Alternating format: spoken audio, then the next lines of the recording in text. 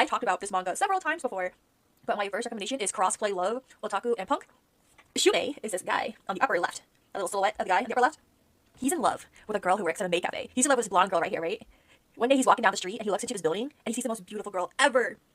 But he's too cool to go to a place like that without being embarrassed. Because, you know, what kind of guy goes in by himself to a maid cafe, I guess? I guess, right?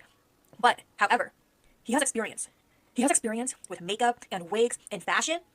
And so he uses that experience to dress into feminine clothes and transform himself into Mei, which is the girl with the black bangs. So Shumei is Mei.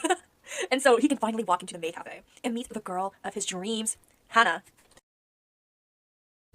But however, Hanage, this guy in the upper right, he is an introverted otaku. He's super shy, and he's uncomfortable talking to people, at least during the school day, right? But when he gets out of school, or when he has the day of work, he transforms himself into Hana and works in a maid cafe. and then he falls in love, and then Hana falls in love with this beautiful girl who one day walks into the cafe. Hana falls in love with Mei. The thing is, it doesn't stop there. It does not stop there. The two guys, the original guys, they go to the same school, and they're in the same grade. And Shumei doesn't like otaku, and Hanage doesn't like delinquents.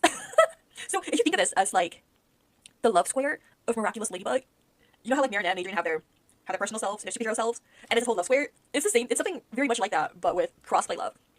And then you get into like more shenanigans and hijinks when they have like friends who are pulled into this, who are pulled into like knowing them and falling in love with the other. Like for example, like it's a lot in the best way possible.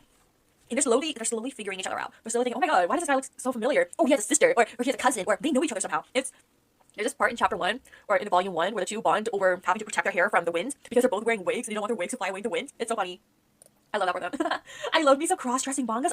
I love cross-dressing mangas. I read a couple of them. I have one more I can recommend at the end. That's not in the presentation. I need to read this now. Yes, please do. Let me know, Kira, how you think of the manga to read. There are at least 11, I believe 11 volumes out right now.